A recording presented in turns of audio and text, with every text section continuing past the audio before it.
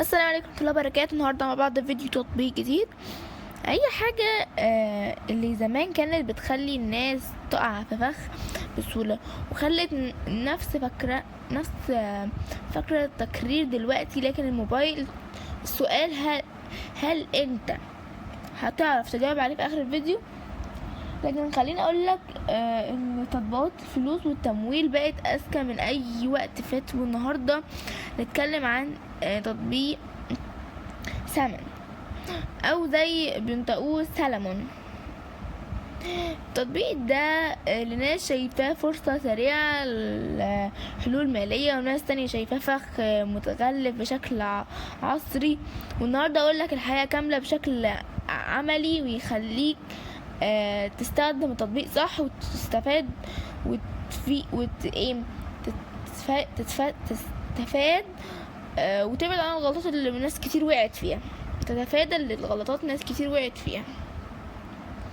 تطبيق سام فكرته الأساسية ان هو بيوفر خدمات مالية وتمويلية بشكل سريع من الموبايل. يعني بدل الورق والبنوك والحاجات التقليدية، تقدر تقدم وتتبع خدماتك الإلكترونية في دقايق. وده جزء من التطور الضخم اللي خلى التطبيقات المالية دخلت حياة ملايين الناس حوالين العالم. لأن السرعة بقت أهم من أي حاجة، وناس دلوقتي عايزة كل حاجة موجودة حاليا دلوقتي. اول حاجة هتلاحظها بعد تحميل التطبيق ان التصميم بسيط وسهل النسبية، تسجيل مباشر وخطوات واضحة، وده بيخلي اي شخص حتى لو مش خبير في التكنولوجيا يقدر يستعمله.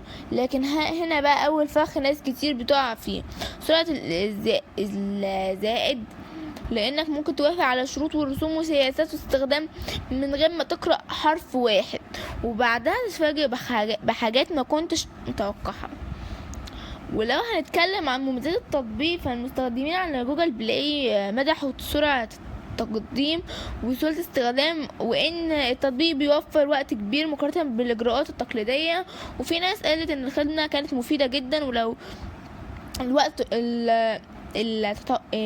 الطوارئ او الاحتياج السريع. وبعض المستخدمين حبوا فكرة متابعة الطلبات والخدمات من الموبايل بدون زيارة اي فرع. لكن في المقابل التعليقات السلبية كانت واضحة برضو، وفي ناس اشتكت من تأخير الردود أو صعوبة التواصل مع دعم أوقات ضغط. في المستخدمين قالوا إن بعض التفاصيل المالية والرسوم ما كانتش واضحة بشكل كافي من البداية. ودي نقطة مهمة جدا، لأن أي تطبيق مالي لازم تقرأ كل التفاصيل الصغيرة قبل ما تضغط موافق. طب السؤال الأهم: تطبيق مجاني ازاي المطور بيكسب؟ هنا بقى هي اللعبة اللي ناس كتير مش واخدة بالها منها. تطبيق يا حبيبي مالي ومجاني، غالبا بتكسب من العمولات وخدمات مرتبطة بالتمويل أو التسديد، وكمان من تحليل بيانات المستخدم وتحسين العروض والإعلانات والشركات التجارية.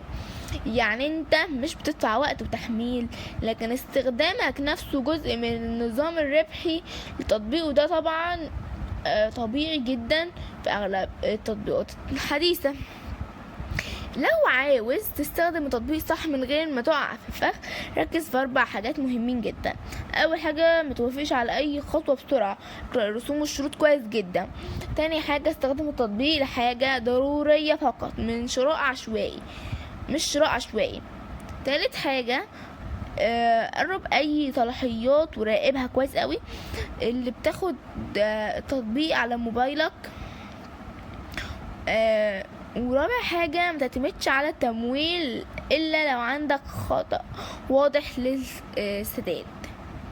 ولو بتدور على بدايل قوية للتطبيق، في تطبيقات معروفة جدا في نفس المجال زيه. في فيليو اللي ميزته بانتشار كبير واختيار التقسيط المعتمد، وفي كمان تابي واللي مشهور بسهولة الشراء ودفع لاحقا بدون تعقيدات كبيرة. وكمان في تمر اللي ناس كتير بتحبه بسبب مرونة السداد، معروف في المتجر الإلكتروني. كل تطبيق فيهم ليه نظام مختلف في الرسوم والموافق خدمات، فلازم تختار حسب احتياجاتك الحقيقية مش حسب الإعلان. ورأيي النهائي: تطبيق ممكن يكون مفيد جدا لو استخدمته بعقل، لكن ممكن يبقى بداية مشاكل مالية، ولو استخدمته بعشوائية. ودي يرجعنا للسؤال اللي بدأنا بيه الفيديو: ايه الحاجة اللي زمان كانت بتوقع ناس كتير جدا في الفخ ولسه موجودة لحد دلوقتي؟ الإجابة ببساطة الاندفاع. زمان كان في السوق والتجارة، دلوقتي بقى بالضغط الزرار على الموبايل. ولو عايز فيديوهات أكثر تكتشف الحقيقة، تطبيقات بدون تطبيل وبدون خوف مبالغ فيه، اعمل لايك واشترك في القناة وفعل الجرس، لأن الجاي هيخليك تشوف التطبيقات بعين مختلفة تماما. سلام يا بطل.